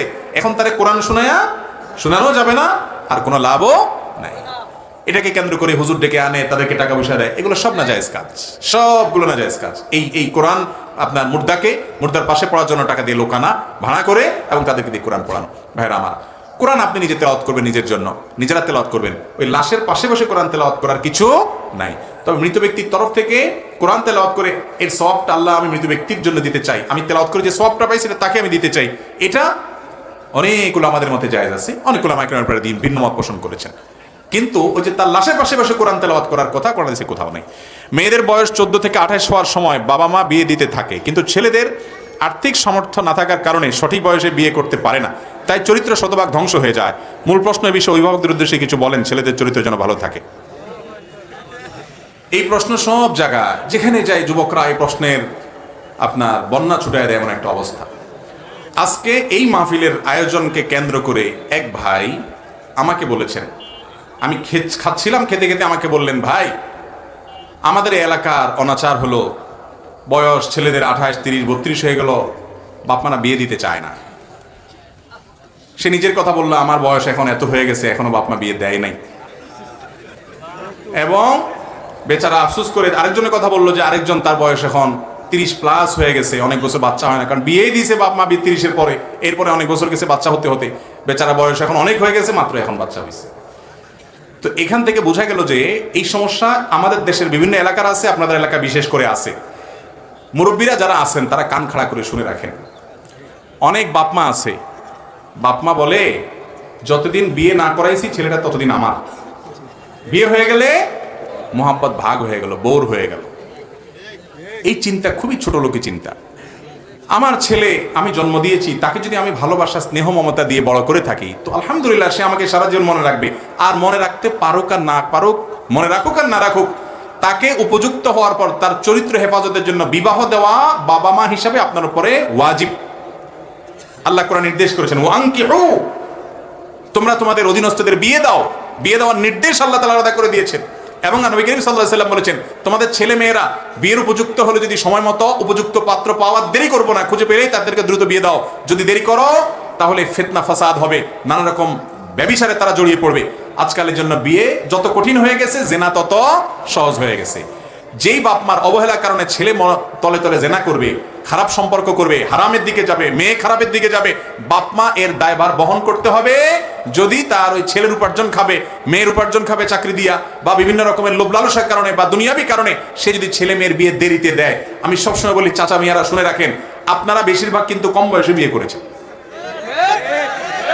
আগের যুগের মানুষরা, আগের যুগের মুরব্বীরা সব কম বয়সে বিয়ে করতো। আমাদের দাদা দাদি নানা নানি, আমাদের বয়সের যারা আছেন, আরো যারা মুরব্বীরা আছেন, খবর নিয়ে দেখেন, এনারা সবাই বেশিরভাগই দেখবেন যে অল্প বয়সে বিয়ে করছে। আপনাদের আমলে এত অল্প বয়সে বিয়ে করার দরকার ছিল না, তখন আরো পরে দিলেও চলতো। এখন যে ফেতনার সয়লাভ, চাচা আপনি জানেন না যে ফেতনার মধ্যে আপনার ছেলে হাবুডুবু খাচ্ছে, যে ফেতনার মধ্যে আপনার মেয়ে হাবুডুবু খাচ্ছে, এদেরকে বাঁচানোর জন্য বিয়ের কোনো বিকল্প নাই। অতএব তাদেরকে বিয়ে দিতে আগ্রহী হন, অগ্রসর হন। বিয়ে দিলে লাভ হবে, লস হবে না ইনশাআল্লাহ। লেট ম্যারেজ বা দেরিতে বিয়ে, এটা বহুবিধ ক্ষতির কারণ। বাচ্চা হতে অসুবিধা হয়, তারপরে যে আপনার বাচ্চা মানুষ করতে অসুবিধা হয়। আমি তো প্রায় সময় বলি, ভাই উপযুক্ত বয়স হয়েছেন, যুবকরাও ঠিক ঠিক না বলে কামাই রোজগার শুরু করেন। শুধু কেবল ঠিক ঠিক বলবেন আর পয়সা কামায়ের ধান্দা নাই, শুধু বলবেন হুজুর ফতোয়া দেন আর বাপে বিয়ে করে দেখ, আমিও বোঝা আর বউটা এনে বোঝা করি বাপের উপরে, সেটাও তো চলবে না। এক হাতে তালি বাজবে না তো। আপনারা উপার্জন করার চেষ্টা করেন, আর মুরব্বীরা আপনাদের সাথে সবটুকু দিয়ে ভর্তুকি দিয়ে হলেও ছেলের বিয়ে করান। দেরি করিয়েন না বাবারা, সিরিয়াস কথা।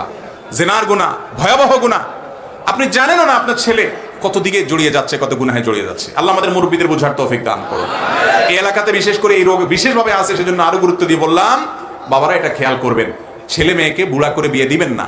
আপনি যে চিন্তা করে দিচ্ছেন যে ঠিক আছে ও ছেলে মেয়েকে দেখুক, ভাই বোনকে দেখুক, সংসার দেখুক, সব দেখুক, তারপরে বিয়ে করাবো, বেচারারে পৌঁছার পরে তারপরে বিয়ে করাবেন, এই চিন্তা কেন করছেন? ভালো করে শুনে রাখেন, ছেলে যদি মানুষের মতো মানুষ হয়, ওকে সময় মতো বিয়ে করাইলেও বিয়ের পরেও সে ভাই বোনের দিকে খেয়াল রাখবে। আর যদি অমানুষ হয় তাহলে সে কখনোই খেয়াল রাখবে। আর মানুষ মানুষের পালন কর্তা না, মানুষের পালন কর্তা কে? অতএব ও আপনাকে খাওয়াইলে খাবেন, না খাওয়াইলে খাবেন না এমন না, আপনার রব আপনাকে পালবে। রবের প্রতি বিশ্বাস রাখবেন ইনশাআল্লাহ। আমি একজন স্টুডেন্ট, 2-3টা টিউশনি করে, টিউশনি নেওয়ার সময় বলা থাকে আমি সপ্তাহে 6 দিন পড়াবো, কিন্তু অনেক সময় ইচ্ছাকৃতভাবে 6 দিন পড়াই না। আমার টাকাটা হালাল কিনা? 6 দিন পড়াবেন বলে 5 দিন 4 দিন বলে ফাঁকি ঝুঁকি দেন, টাকা হালাল হবে কিনা? এই টাকা হালাল হতে হলে যার বাড়িতে আপনি যার বাচ্চা পড়ান সেই ভদ্রলোকের সাথে আপনার সে ভদ্রলোকের সাথে আপনার বোঝাপড়া ক্লিয়ার করতে হবে। যদি মাঝে মধ্যে 1-2 দিন হঠাৎ কালে বদলে হয়, সেও এটা জানে, আপনাকে কিছু বলে না, মৌন সম্মতি দেয় বা তার পারমিশন নেন, সে আপনাকে কিছু বলে না, তাহলে ওই বেতন আপনি নিতে পারেন। কিন্তু আপনি 6 দিনের কথা বলে 4 দিন ফাঁকি ঝুঁকি দেন, আবার দেখা গেল যে তাকে বলেন না, টেরও পাইতে দেন না, কলা কৌশল করে বিভিন্নভাবে এরকম করেন, তাহলে ওই দিনগুলোর উপার্জন আপনার জন্য হালাল হবে। খুব ভয়াবহ একটা ব্যাপার বান্দার হক, যে আমি আরেকজনের টাকা নিচ্ছি। ফাবিমা তাখুযু মালা আখিকা, নবীজি বলেছেন, তুমি কারো কাছ থেকে টাকা নিচ্ছ, পারিশ্রমিক নিচ্ছ, এই প্রতিটা টাকার বিনিময়ে তুমি কি দিচ্ছ হিসাব করো। কাজ করা ছাড়া পারিশ্রমিক নিলা। আজকাল দুনিয়াতে যত চাকরি আছে, বেশিরভাগ চাকরিতে দেখবেন যে চাকরি যদি 8 ঘন্টার ডিউটি হয়, মিনিমাম 30 মিনিট ফেসবুকে যায়,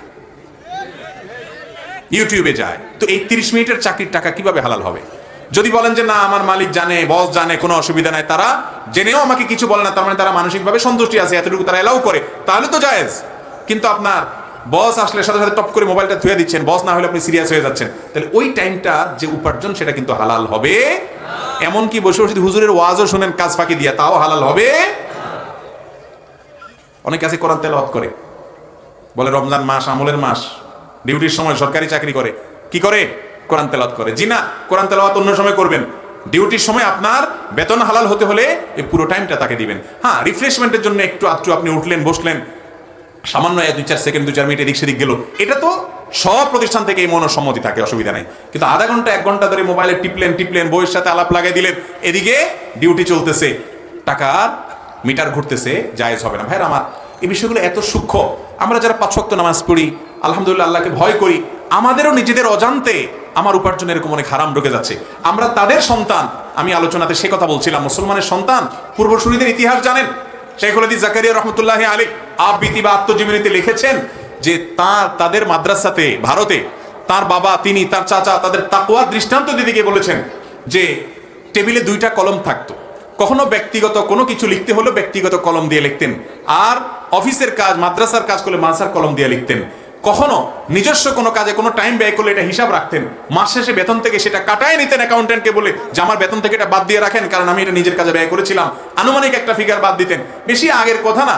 টুমচর মাদ্রাসা, লক্ষ্মীপুরের বাংলাদেশ ঐতিহ্যবাহী মাদ্রাসার একটা মাদ্রাসা টুমচর মাদ্রাসা, এই সদ্য সাবেক হওয়া প্রিন্সিপাল মাওলানা হারুনুল মাদানী হাফিজাহুল্লাহ, অনেক আলেমের উস্তাজ, উনি কিছুদিন আগে রিটায়ারমেন্টে গেলেন।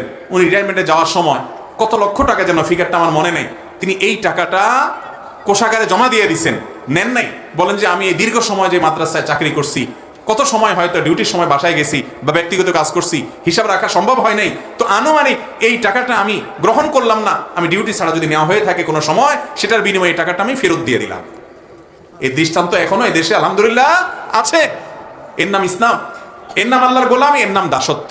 অতএব এভাবে হিসাব করে চলবো তো ইনশাআল্লাহ। টিউশনি করেন না, যে কাজই করেন, আপনার দ্বারা কারোর হক যেন নষ্ট না হয় ভাই। একটি পয়সা কারোর আমার পকেটে আমি ঢুকতে দেবো না অন্যায়ভাবে ইনশাআল্লাহ। যুবকরা যদি জেগে যায়, এদেশে আর কোনো দুর্নীতি, অনিয়ম আর্থিক থাকবে না।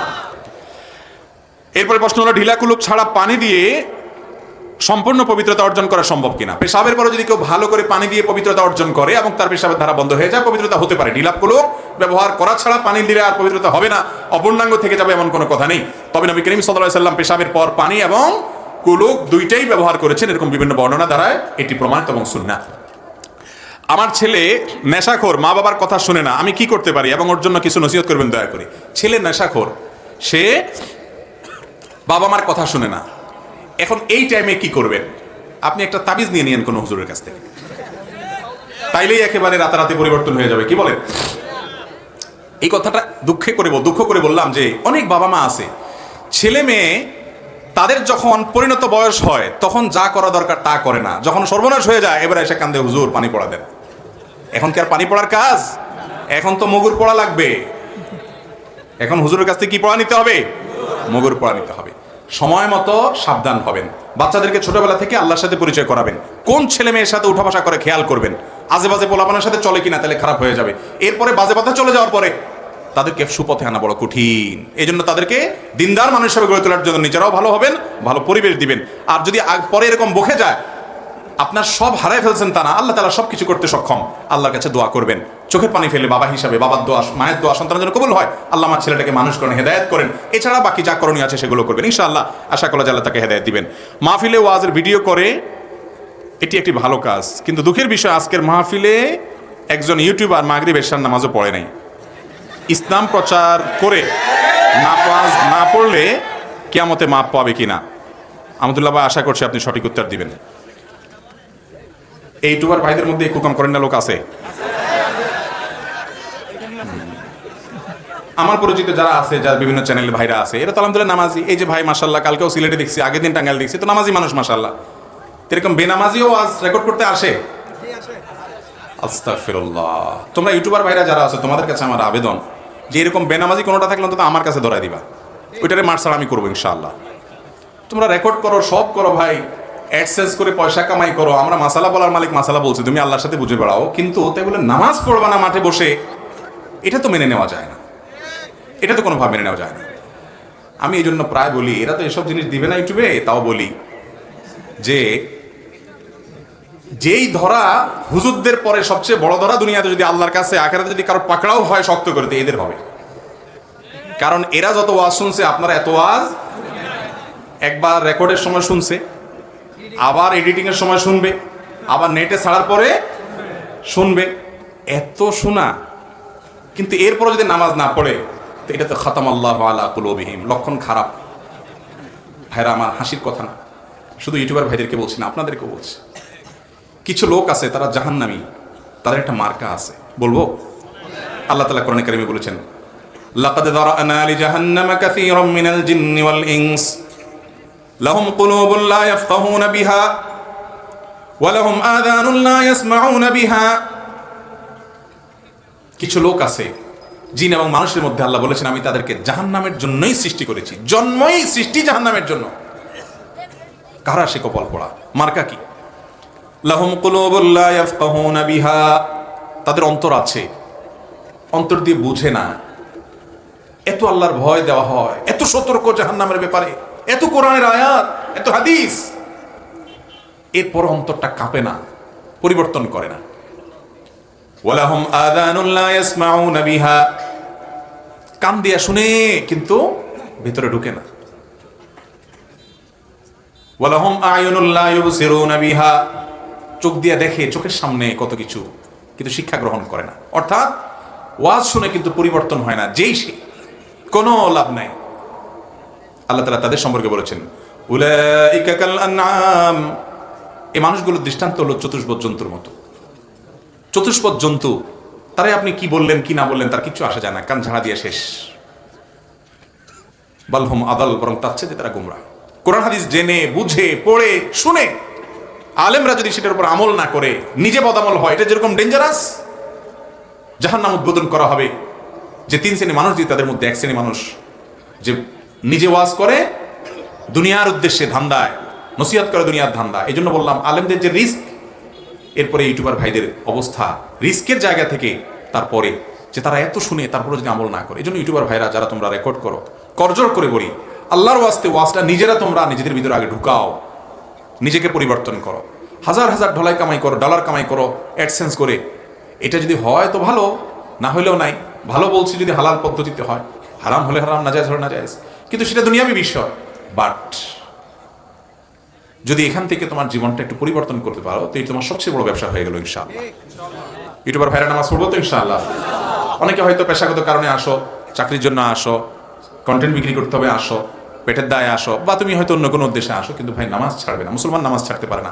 আপনারা আয়োজক যারা আছেন, ওই ভাইটাকে বোঝায় নামাজ পড়াবেন এবং নসিহত করবেন, পারলে আমার কাছে ধরে নিয়ে আসবেন ইনশাআল্লাহ। আমার বাবা ও মার খুব ছোট বয়সে বিয়ে হয়েছে। তারা ছোট থাকে আমার দাদাও নানা কবুল বলেছে। এখন আমার বাবার বয়স 50 এবং মার বয়স 50 এবং বাবার বয়স 65। এখনো কি তারা ওই বিয়ের মধ্যে আছে? ইসলামের বিধানে বিয়ে কি? তাহলে সেই বিয়ে, তার উপরে সন্তান চাইলে অটল থাকতে পারে, চাইলে বলতে পারে না আমি এটা মানলাম না বা আমার পছন্দ মতো হলো না। কারণ বিয়ের ক্ষেত্রে পাত্র পাত্রের স্বাধীনতাটা মূল ইসলামে। তাদের যদি ইচ্ছা না থাকে, জোর করে বাপমা কেন, পুরো এলাকার সব মানুষ মিলেও তাদেরকে বিয়ে দিতে পারে না। এই জন্য বাপমা যদি ছোটবেলায় কোনো বাচ্চার বিয়ে দেয়, তো সে বিয়ের কার্যকারিতাটা ঝুলে থাকবে বাচ্চাটা বালেগ হওয়া পর্যন্ত। বালেগ হওয়ার পর সে যদি এটা মেনে নেয়, তারা যদি এটা মেনে নেয়, বিয়ে হয়ে গেছে। না মেনে নিলে বিয়ে হয় নাই। তো যিনি প্রশ্ন করছেন, আপনার বাপমা তো মানছে না, হলে আপনি দুনিয়াতে আসলেন কেমনে? ওনারা তো মেনে নিছে এটা, আলহামদুলিল্লাহ। অতএব বিয়েতে কোনো অসুবিধা হয় নাই। আমি একজন ক্ষুদ্র দোকানদার, মিথ্যা কথা বলা মহাপাপ জানি, কিন্তু আমার প্রশ্ন হলো, ব্যবসার ক্ষেত্রে একটু আধটু মিথ্যা কথা বলাই লাগে, তাই ইসলামের দৃষ্টিতে কতটুকু পাপ হবে? আরে কত সরল প্রশ্ন বেচারা। একটু আধটু মিথ্যা না বললে চলে না, কারণ কাস্টমাররাও সব 2 নম্বর হয়ে গেছে। কসম করে না বললে, মিথ্যা কথা না বললে, চমকপ্রদভাবে না বললে কাস্টমাররা বিশ্বাস করতে চায় না। এটা মানে তার এই প্রশ্ন আমি ইতিবাচকভাবে নিচ্ছি এবং জায়েজ বলছি তা না, কিন্তু আমাদের কাস্টমারদেরও চরিত্র আসলে খারাপ হয়ে গেছে, যে সৎ মানুষের সৎ কথার মূল্য আমরা দিতে, কিন্তু মূল্য কাস্টমাররা দেখ বা না দেখ, কোনো ব্যবসায়ী ব্যবসার খাতিরে অচুল পরিমাণ মিথ্যা কথা বলতে পারেন। 10 টাকার কেনা আছে, আপনি বললেন ভাই বিশ্বাস করেন ভাই, এটা আমার 12 টাকা কেনাই পড়ছে ভাই। এরপরে মুলামিলি করার পর দেখা গেল 9 টাকা দিয়ে দিচ্ছেন, 11 টাকা দিয়ে দিচ্ছেন। তো কেনা দামের পরে কিভাবে দিলেন? ভালো করে শুনে রাখেন, আত্তাজিরুস সাদুকু মা'আন নাবিয়্যিন ওয়াস সিদ্দিকিন। যেসব ব্যবসায়ী ভাইয়েরা ব্যবসা করতে গিয়ে সত্য কথা বলে, তারা নবীদের সঙ্গে সিদ্দিকদের সাথে কিয়ামতের ময়দানে উঠবে। আমার জীবনে এক ব্যবসায়ী দেখেছি, আমি যখন মাদ্রাসায় পড়ি ছোট, যশোরে, আমার আব্বার এক বন্ধু ছিলেন, এখনো বেঁচে আছেন, খুব নেক মানুষ। আমার জীবনে দেখা সেরা মুত্তাকি মানুষগুলোর মধ্যে একজন, সাধারণ মানুষ, জানা শিক্ষিত মানুষ। ওনার কাপড়ের দোকান ছিল। আমার মনে আছে যে আমি ছাত্র জীবনে যখন মাদ্রাসা বন্ধ হইতো, মাঝে মধ্যে ওনার দোকানে যেতাম, যাই বলতাম চাচা, ওনার সাফিয়া চাচা, সাফিয়ার নাম সাফিয়া চাচা, বলতাম চাচা আমার যেহেতু সময় আছে, আমি আপনার দোকানটা হেল্প করি আপনার। তো আমি ওনার সহযোগিতা করতাম, প্যাকেট ট্যাকেট করতাম মাঝে মধ্যে। এটা সব বন্ধে পারতাম না, 2-4টা বন্ধে এরকম করেছি মনে পড়ে। তো একবার এক লোক জিজ্ঞেস করে বসলো কাস্টমার দোকানদারকে, আমার ওই চাচাকে, বললো ভাই দোকান কি আপনার নিজের? কারণ ওখানে উনি আসেন আর আমি হেল্প করতেছি, ওনার কর্মচারীরা আছে, আর কেউ নেই, উনিই কর্তা, বোঝাই যাচ্ছে উনি মালিক। মূলত কাহিনী হলো, দোকানের পুঁজিটা আরেক ভদ্রলোকের, পুরা দোকানের টাকাটা একজনে দিছে, উনি ওটা পরিচালনা করছেন, লাভটা ভাগ করে নেন। তো এ হলো মূল ঘটনা। এখন কাস্টমার জিজ্ঞেস করে বসছে, অনেক কাস্টমার আলাপ করে না দোকানদারের সাথে মাঝে মধ্যে, ভাই দোকান কি আপনার নিজের? তো আমি আগ বেড়ে বলে দিলাম যে হ্যাঁ চাচা দোকানের মালিক, উনি চালান। তো উনি সাথে সাথে আমাকে থামাই দিয়ে ওই লোকের সামনে বললো, না ভাই ও ভুল বলছে, এটা আসলে পুঁজি আমার আরেক পরিচিত এক ভাই ওনার, আমি পরিচালনা করি আর কি। লাভটা আমরা ভাগ করে নিই, মূলত দোকান পুরোটাই ওনার, মালিকানা ওনার।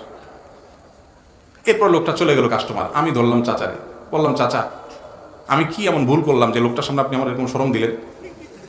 আমি বললাম আপনি মালিক, আপনি মালিক তো, এরা সবাই কর্মচারী, আমি আপনার ভাতিজা হেল্প করতেছি, তো আপনি তো মালিক। কয় বাবা তুমি মাদ্রাসার, আমি তখন অনেক ছোট, মিজান নাহমির পড়ি বা এইটা না সরি মিজান নাহমির পড়ে আরেকটু উপরে উঠি, কিন্তু ছোট মানুষ। উনি আমাকে বললেন বাবা তুমি মাদ্রাসা পড়ো, তুমি আলেম হবা ইনশাল্লাহ, তুমি যদি কথার ক্ষেত্রে এরকম শতভাগ সত্য সলিড কথা না শিখো তাহলে আমরা কোত্থেকে শিখবো? এই দোকানে তুমি জানো পুরো পুঁজিটা অমুকের, অতএব মালিক সে। আমি এই কাস্টমারের কাছে মালিক সাহেব একটু ভাব দেখাইলাম, এতে কী লাভ হবে আমার বাবা? আমি কথাটা 2 নম্বরের কথা কেন বলবো? আমার কী লাভ? আমি সলিড কথাটা বলা দরকার।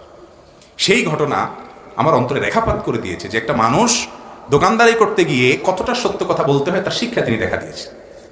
যারা ছোট বড় ব্যবসা করেন, কাস্টমার বিশ্বাস করে না, না করুক, আরেক দোকানে চলে যায়। যাক, অনেক দোকানদাররা বলে ভাই আপনাদের মাসালা শুনলে না খায়া থাকা লাগবে। আমি না খায়া থাকেন, জান্নাতে খাওয়া লাগবে না, পেট খালি রাখেন একটু। দুনিয়াতে সব দিয়ে পেট ভরবেন, হালাল হারাম বাস বিচার ছাড়া, আবার জান্নাতেরও জিহ্বা দেখাবেন? অপেক্ষা করবেন জান্নাতের জন্য? জিহ্বা বড় করবেন, হবে না। অতএব মিথ্যা না বলে ব্যবসা করা এটাই যুগে মিরাকল। এই মিরাকলটা দেখাইতে হবে ইনশাআল্লাহ। চেষ্টা করবো না, আল্লাহ চাইন তো।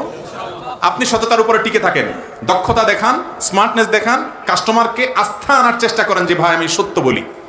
যদি আপনার মূল দাম কেনা দাম বলতে অসুবিধা হয়, দরকার নাই, কিন্তু ঘুরে ফিরে নেবে না, মিথ্যা কথা বলবেন না। অনেক দোকানদাররা মনে করে একটু আধটু করে কি করা আছে, জায়েজ আছে। আপনার প্রায় সময় দেখা যায় টেলিভিশনের পর্দা বিভিন্ন দোকানদার ধরা পড়ছে, কি হয়েছে, এই ভেজাল করছে, ওই ভেজাল করছে, মশার ডাল দেশিটার সাথে ইন্ডিয়ানটা অন্যটা মিলাইয়া একসাথে দেশি বলে বিক্রি করতেছেন, অথচ লম্বা বিশাল দাড়ি, মাথায় টুপি, নামাজের সময় ঝাঁপ দিয়ে উনি মসজিদেও যায়, মাশাআল্লাহ, আছে না নাই? হারাম হারাম হারাম, এই হারামে আরাম হবে না। আল্লাহ আমাদেরকে বোঝার তৌফিক দান করুন। আর কয়েকটা প্রশ্ন আছে, শেষ করি, এবার রাত হয়েছে অনেক। আরেকজনের ওয়াইফাই চুরি করে বা হ্যাক করে ওয়াজ ডাউনলোড করে শুনলে সব হবে কিনা? এই প্রশ্ন কি দুষ্টামি করে কেউ দিছে নাকি আল্লাহ জানে, নাকি সত্যি জানার জন্য দিছে? যাই হোক ভাই, আমি একটু আগেই বললাম কোনো প্রশ্নই ছোট না। দিন সম্পর্কে, হালাল সম্পর্কে জানার জন্য কোনো প্রশ্নই ছোট না। এই প্রশ্নটাও গুরুত্বপূর্ণ, কোনো প্রশ্নই অগুরুত্বপূর্ণ না। শুনেন, কারোর ওয়াইফাই এটা যদি আপনি হ্যাক করেন বা চুরি করে সেটা যে কোনোভাবে আপনি ইউজ করেন, ওই বেচারার যে স্পিড আছে সেই স্পিডের মধ্যে ঘাটতি হবে কি হবে না, কমতি হবে কি হবে না? তাহলে তার ক্ষতি হলো না?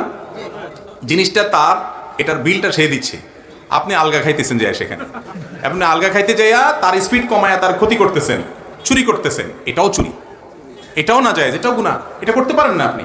আপনি হয় তার পারমিশন নেবেন।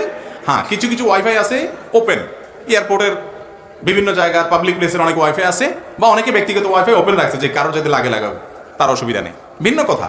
কিন্তু সে একটা পাসওয়ার্ড দিছে, তার মানে সেটা সবাইকে দিতে চায় না। আপনি এটা হ্যাক করলেন, করে আপনি ব্যবহার করলেন, প্রশ্নে আপনি লিখলেন আবার যে ওয়াজ শুনছে, যদি বাদরাম করে প্রশ্ন দিয়েও থাকেন, তারপরেও বলবো যে যদি এটা দিয়ে আপনি ওয়াজও শুনেন তারপরও আপনার এই গুনাহ ঠিকই হবে, ওয়াজ শুনছে দেখে কাটাকাটি হবে না। একজনের গরু চুরি করে নিয়ে আসছে, আয়েশা কোরবানি দিয়ে দিছে, বলে যে চুরি করা গুনাহ আর কোরবানি করা সওয়াব, অতএব একটা একটা কাটাকাটি গোস্ত খাওয়া খাও। তো এইরকম কোনো মাসালা বাইর করলে মুগুরের মায়ের একটাও নিচে পড়বে না, খবরদার। গার্লফ্রেন্ডের দেওয়া পাঞ্জাবি শার্ট পারফিউম ইত্যাদি, আস্তাগফিরুল্লাহ, এই প্রশ্নগুলো শেষে কে ঢুকে দিলেন? দেখেন ভাইরা, হাসির বিষয় না, বিয়ের আগে ছেলে মেয়েদের পারস্পরিক সম্পর্ক সেটা কি হালাল না হারাম? শুধু হারাম না, এই হারামের একটা বিশেষ নাম আছে, ঘৃণিত, সেটার নাম জেনা। ইসলামী শরিয়াতের সবচেয়ে কঠিন শাস্তিগুলোর একটি হলো জেনার জন্য। এত ডেঞ্জারাস অপরাধ এটা, আমরা অনেকে অপরাধ মনেও করি না। তো এরকম সম্পর্ক যদি আপনি করেন, সেই সম্পর্কের রসদ হিসাবে যত কিছু করবেন, আপনি হারাম সেখানে ইনভেস্ট করলেন হারাম করার জন্য, হারাম কাজের জন্য যত টাকা ব্যয় করবেন, গ্রহণ করবেন, দিবেন, নিবেন, সময় দিবেন, এই সবগুলো হারামের মধ্যে পড়বে। খুব ডেঞ্জারাস একটা বিষয়। আজকাল আমাদের যুবকদের মধ্যে এই রোগ এত বেশি যে এটা থেকে পবিত্র পরিচ্ছন্ন যুবক পাওয়া কঠিন হয়ে গেছে। বাঁচার চেষ্টা করবো তো ইনশাআল্লাহ।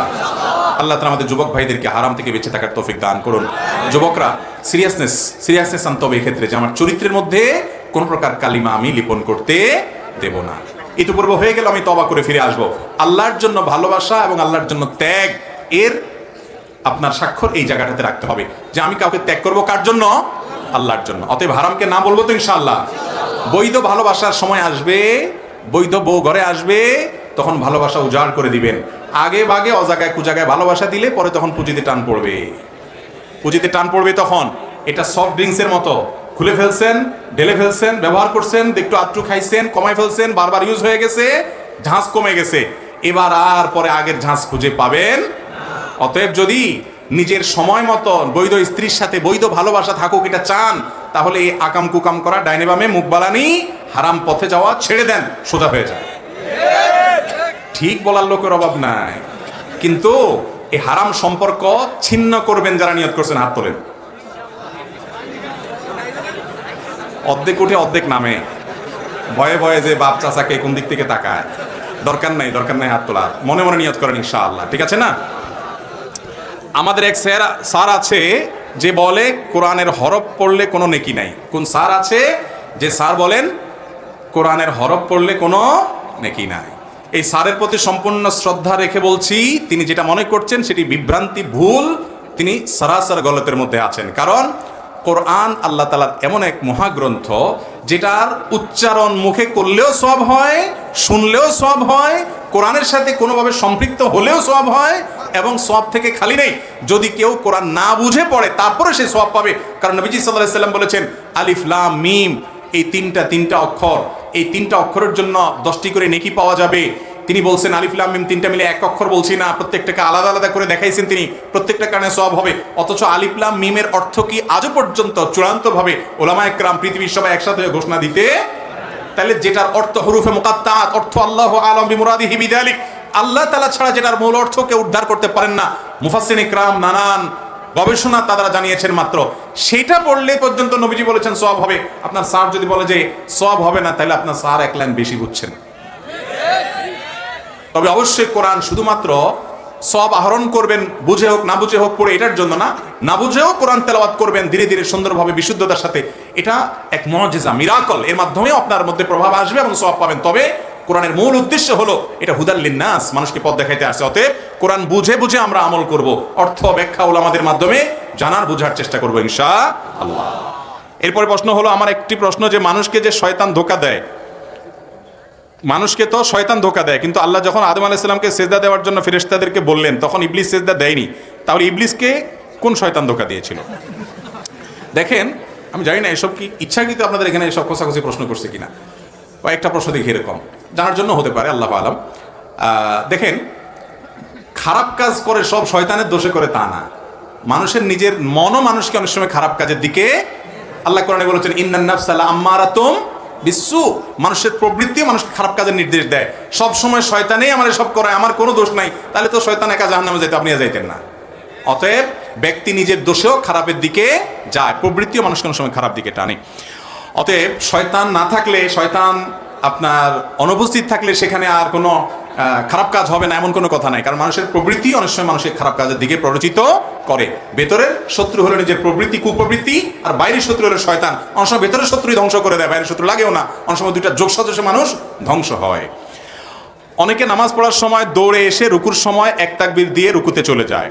এখানে এক তাকবীর হবে নাকি 2 তাকবীর দিতে হবে? আগে হাত বাঁধতে হবে পরে রুকুতে যাবে? সঠিকটা বুঝিয়ে বলবেন, খুবই দরকারি একটা প্রশ্ন। ইমাম রুকুতে চলে গেছেন, আপনি দৌড় দিয়ে আসছেন, যদিও দৌড় দিয়ে আসা উচিত না, আসতে হয় কিভাবে?